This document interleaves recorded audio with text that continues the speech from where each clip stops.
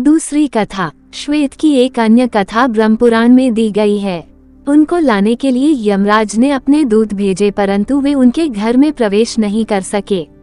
वे गौतमी के तट पर महर्षि गौतम के समीप कुटिया बनाकर रहते थे। यमदूतों के लौटने में देरी हुई तो चित्रकेतु ने मृत्यु से पूछा, श्वेत की आयु समाप्त हो गई है, उसे अब तक क्यों नहीं लाया गया? तुम्हारे दूत भी अभी नहीं लौटे हैं। ऐसी अनियमितता ठीक नहीं है। क्रोध में भरे मृत्युदेव जब वहां गए तो उन्होंने यमदूतों को श्वेत की कुटिया के बाहर खड़े देखा। उन्होंने दूतों से बाहर खड़े रहने का कारण पूछा। दूत, श्वेत भगवान शिव से संरक्षित हैं। हम उनकी ओर आंखें उठाकर भी देखने में असमर्थ हैं। मृत्युदेव स्वयं पाश लेकर उनकी कुटिया में प्रवेश करने लगे। उस समय श्वेत भगवान शंकर की पूजा कर रहे थे। उनके समीप ही शिव की आज्ञा से उनकी रक्षा के लिए भैरव खड़े थे। मृत्युदेव को हाथ में पाश लिए देखकर भैरव आश्चर्य हुआ। वे मृत्युदेव से बोले, तुम यहाँ क्यों आए हो? मैं श्वेत को लेने आया हूँ, इनकी आयु समाप्त हो गई है। मृत्युदेव बोले, लौट जाओ, इसी में तुम्हारी कुशल है। भैरव चेतावनी दी। मृत्यु ने भैरव की चेतावनी की उपेक्षा कर श्वेत पर अपना पाश फेंका। क्रुद्ध होकर भैरव के प्रहार से मृत्युदेव निष्प्राण होकर हाथ में पाश लिए हुए ही पृथ्वी पर गिर पड़े। यह देखकर यमदूत भाग खड़े हुए। मृत्युदेव की मृत्यु का समाचार सुनकर यमराज अपने वाहन भैंसे पर बैठकर क्रोध में भरे हुए वहां पहुंचे। उनके साथ चित्रगुप्त आदि व्याधि के देवता आदि भी थे। यमराज के वहां पहुंचने पर उनका शिव के गणों से युद्ध होने लगा। कुमार कार्तिकेय ने यमदूतों पर अपने शक्ति नामक अस्त्र का प्रयोग किया। इससे यमदूत विदीर्ण हो गए। उन्होंने अपनी अमोघ शक्ति से यम पर प्रहार कर मार गिराया।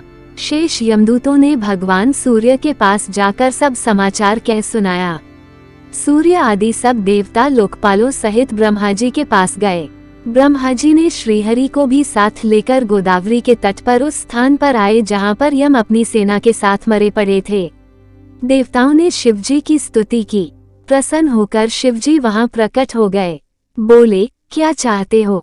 देवता, प्रभु, आप समस्त देवधारियों के नियंत्रक सूर्यपुत्र यमराज को जीवित कर दें। आपने ही इनकी धर्माधर्म व्यवस्था के नियंत्रक के रूप में नियुक्ति की है। इनका वध ठीक नहीं है। इनके बिना सृष्टि का कार्य असंभव हो जाएगा।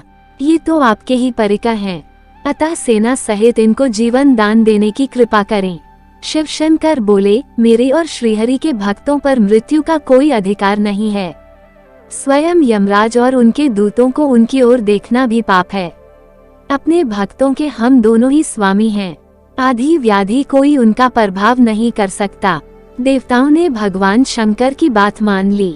शिवजी की आज्ञा से नंदीश्वर ने गौतमी नदी से जल लाकर यम और उनके दूतों पर डाला। वे सब जीवित हो गए। गौतमी के तट पर यह जगह मृत्युंजय तीर्थ बन गया। राजा श्वेत की शिव भक्ति की एक कथा का वर्णन ब्रह्म पुराण में भी आया है। जब ये राज्य कर रहे थे, कपाल गौतम ऋषि का एकमात्र पुत्र शिशुकाल में ही मृत्यु का ग्रास बन गया। पुत्र के शव को लेकर ऋषि राजा श्वेत के दरबार में गए और बोले, यह बालक किसके पाप से मरा है? मैंने कोई पाप नहीं किया। पिछले जन्म का भी मेरा कोई पाप नहीं है। इस संबंध में मैं आश्वस्त हूँ। श्वेत ने नम्रतापूर्वक ऋषि से प्रार्थना की, निश्चय ही यह मेरा ही पाप होना चाहिए। आप इस बालक के शव को सुरक्षित रख दें। यदि 7 दिन के अंदर मैं इस बालक को जीवित न कर सका तो स्वयं चिता में प्रवेश कर लूंगा। राजा शत ने महामृत्युंजय मंत्र का निराहार रहकर जप करना शुरू कर दिया। नील कमलों के द्वारा वे भगवान श्री शिव चरित्र व उपदेश शिव की अखंड पूजा करने लगे।